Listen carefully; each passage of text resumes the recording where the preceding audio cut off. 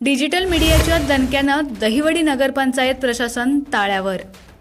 फलटण चौकातील रस्त्यावर असणारा मुरुमाचा ढीग केला बाजूला। पाहूया सविस्तर बातमी। दहिवडीमधील मुख्य चौक असणाऱ्या फलटण चौकात दहिवडी नगरपंचायत प्रशासनानं पिण्याच्या पाण्याचा पुरवठा करणाऱ्या पाईपलाईन दुरुस्तीच्या नावाखाली खणलेल्या खड्ड्यातला सगळा मुरुम रस्त्याच्या मध्यभागी टाकला होता। मात्र मान तालुक्यातील डिजिटल मीडियाच्या दणक्यानं दहिवडी नगरपंचायत प्रशासन हे ताळ्यावर आलं असून हा मुरुम रस्त्यावरून दूर झाल्यानं प्रवासी आणि वाहनधारकांमधून समाधान व्यक्त होतंय। फलटण चौक हा नेहमीच वर्दळ आणि गर्दीचा चौक राहिलेला आहे।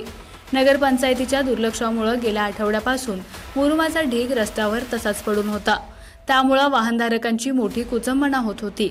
नगरपंचायतीनं बांधकाम विभागाच्या परवानगीशिवाय काढलेल्या या खड्ड्यातील मुरुम रस्त्यावर टाकला गेल्यानं नाराजी व्यक्त होत होती। याबाबत मान तालुक्यातील डिजिटल मीडियाच्या काही पत्रकारांनी सदर ठिकाणी थेट येऊन ग्राउंड रिपोर्ट केला। या ग्राउंड रिपोर्टची दखल नगरपंचायत प्रशासनानं तात्काळ घेतली असली तरी कर्मवीर भाऊराव पाटील पुतळ्याच्या समोर असलेल्या पाण्याचा निचरा करण्याचा मार्ग नगरपंचायतीला अद्यापपर्यंत मिळाला नाही। परिणामी पावसाच्या पाण्याचं तळ साचून वाहनांमुळे पादचाऱ्यांच्या अंगावर ते मोठ्या प्रमाणात उडत आहे।